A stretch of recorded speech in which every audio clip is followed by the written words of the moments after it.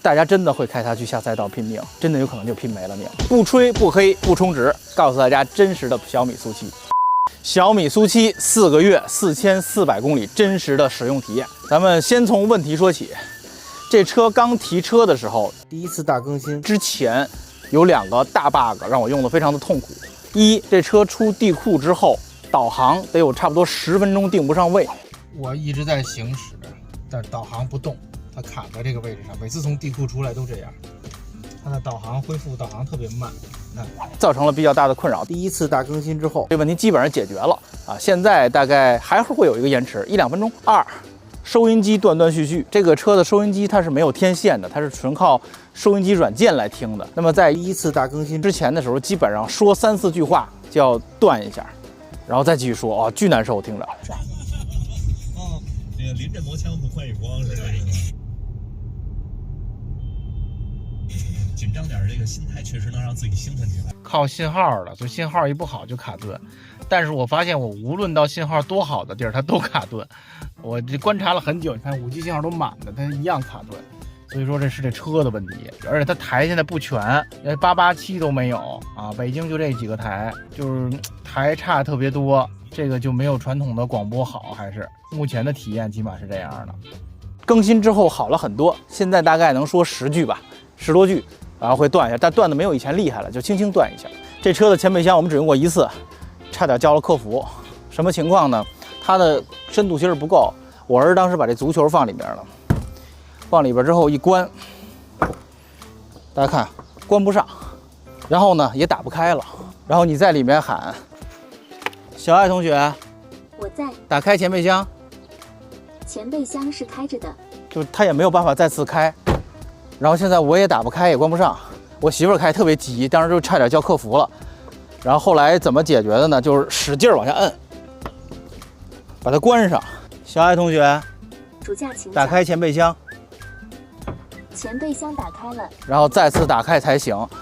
这比较幸运的是什么呢？球是软的，就我使劲摁还能让它进入锁的位置。如果您装的东西没有这么大弹性，正好在这个高度可关可不关，就完蛋了，就不知道怎么打开。 所以这个前备箱我们就用过这1次，再也没敢用，看倍儿干净。所以我觉得这个东西比较薄，大家装的时候一定要注意东西的厚度。这车跑了4个月4000多公里，倒是没出什么问题啊，质量还是可以的。就唯独一个小问题，我是刚发现，就这儿前后门中间做了一个胶条，为了让这车更安静、更气密一点。但是这胶条做太薄了，有点，这个是个小问题。我估计后面这车这儿碎的应该不少。我这4000公里就这样了。这个车做了一个非常低的溜背的造型。 但是有一个副作用，就是它的后备箱非常的扁。你不能说它小，因为长度够，小5米的车呢。大家看这有多厚了吗？就说是你实际上关上后备箱，从差不多球这儿开始了，就这么扁一点点，真的什么都装不了。大的旅行箱得使劲往里塞，如果拉长东西折后座的话，大家看里边这特低，就你的东西必须就这么扁才能装得下。所以这个车虽然有小5米的车长，但是它的装载能力其实是非常差的。 所以您如果拖家带口带很多东西，平时婴儿车行李带一堆，这车不行。得期待它后面的 SUV 或者旅行版啊。这个3厢版你看这么老厚，关上之后根本放不了什么东西。带大家看看这车的真实能耗啊，绝对最真实的。4488公里，我的行驶里程用了660.7度电，怠速用了30多度。因为我媳妇之前特别喜欢开那个哨兵模式，用了些电，啊，行驶能耗平均大概14，就是这个水平。 还可以啊，我觉得作为这么大一个车来讲，14度电，5秒多的加速。然后我加装了这个小表和下面这个按键，但这玩意儿有个 bug， 大家看，它现在没启动，为什么呢？我现在没登录，我一登录我的用户会启动，但凡我不登录或者换人，它就经常会不启动。我开始以为它坏了，后来发现它没有坏，它就是没启动。你看这个，我可以找到这个，把它打开，我只要把它打开就有了。但是切换用户的时候经常是黑的。 这我觉得也算是一不大不小的 bug 吧。那以后能不能装上这个，就让它常亮？谁没事装了还关它呢？是不是？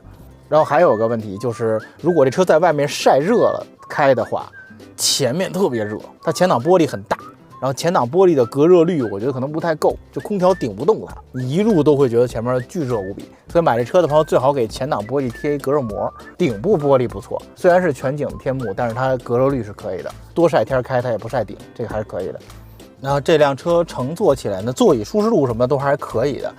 有一个问题，因为小米为了追求低风阻，为了追求赛道性能嘛，它比较矮，就造成看我的椅子非常矮，很蹲，并不能把它调高很多，调高了头部又不够，所以说坐车的时候你会觉得没有坐燃油车舒服。当然这是电动车共同面对的问题啊，那这个车也有这个问题。我记得有一次我们出去，大概堵了有个2-3个小时吧，然后我唯一的舒服的坐姿是把这座弄得巨躺，就让我的腿在这儿能伸直。把它放直，然后靠背也躺，就得差不多放到这样的姿势，才能比较舒适的乘坐。但如果这开的是 X5 或者理想 L7 的话，你根本就不需要，你可以比较舒服的姿势乘坐。后排也是一样啊，头部其实是不是那么特别够，所以这个车如果您拖家带口啊，常年要坐4个人，要跑比较多的路的情况下，我建议还是别买。就这车适合喜欢开的人，能找驾驶乐趣的人，因为这车视野特别通透，开起来感觉特别好。但是如果您拖家带口，觉得这是一5米的 B 级轿车，想买一大车，不是特别合适，我觉得。这就是我4个月4400多公里目前的体验。槽点没少说啊，优点也是不少的。首先这车真的太有回头率了。尤其4-5月份刚提车那会儿开出去，我的天哪，所有人都看你小米那车，然后每天你就看那个哨兵模式里全是各种人趴车上看啊，这个回头率，这个虚荣心，我觉得就值10万，是不是？还有就是确实，人家小米做这车好开，就是电动车其实让我觉得一直是没什么驾驶乐趣，但是这个车非常的好。视野通透，而且它的油门的渐进性各方面调得非常好。自己有时候出去一趟，去趟车库什么，我都特别愿意开这车，真的是驾驶者之车，是一个让你能满足驾驶欲望的电动车。这其实不多啊，所以喜欢驾驶的朋友一定要试试小米速7，我觉得值得你考虑啊。当然，小米这个厂商呢，我也是米粉啊，我们车库里全是小米的东西，我一直也是非常支持的。作为咱们中国一个做得非常成功的一个 IT 厂商吧，就是各种产品全有。而且人家产品的调性各方面都不错，这车我觉得做的也是不错的，虽然有一些各种各样的小问题吧。你想想，整整3年时间，从成立公司一直到把车造出来，能造成这样，所有的做工都没有瑕疵，内饰非常的精致，而且这车音响效果也特别好，辅助驾驶也非常不错。虽然我这是低阶的，没有城市 NOA， 但是整个的领航辅助啊，什么车道居中啊、超车啊都非常好。你想想，这是第1代呀，人家没做过，直接就达到这个水平。这还是非常厉害的，从一个侧面展现出我们中国现在的新能源车、智能车的整个产业链的水平非常高。回想一下，大概5-6年前、7-8年前，理想和蔚来的第1代车什么水平，对吧？那都半成品，很多功能都没开通，一堆的 bug。那么这个车现在已经完成度非常高了，我觉得还是不错的。然后最后说几句我对整个小米的关于这车的策划和营销的一点想法吧。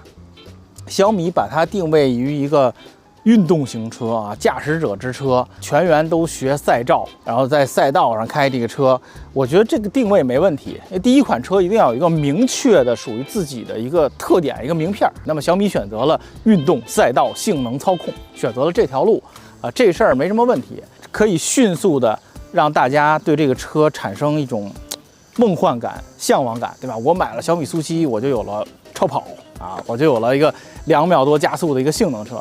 但是这个问题的同时，咱们的车是不是也得跟得上？比如看我有2位朋友开这车都在赛道里撞了，那么它的刹车其实并没有达到赛道级的水平。但其实这也很正常，你一个29万9的车，已经这么多配置，这么高性能了，又有空悬，什么都有，不可能配一套赛道级刹车。这一套刹车大几万，那配完得赔成什么样，对不对？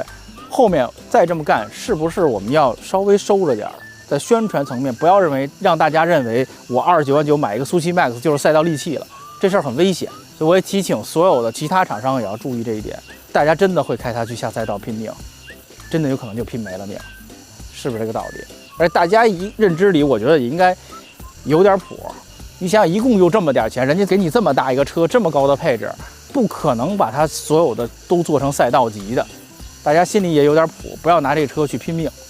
日常用还是一台非常好开、非常好用的车，适合年轻的、喜欢驾驶乐趣的又追求新生事物的人，我觉得还是值得推荐的，而且价格确实也不贵。这个车21万5800，这就是目前我对小米速7的体验总体来讲还是高于我预期的，完整度还是非常高的，比我想象中的 bug 要少，而且它更新的非常快，就在我拍节目的同时，刚刚就更新了一版，又更新了很多功能，辅助驾驶的，包括它有一个功能特别引我注目，就是它多了一个刹车盘过热预警，就可见它也意识到，可能有人会开这车去拼命，刹车盘热了，它车会预警，会让你慢下来，保持安全。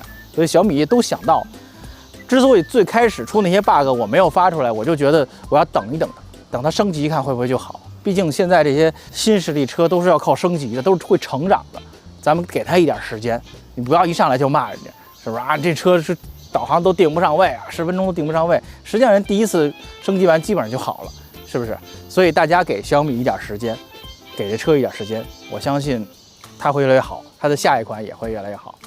感谢大家收看。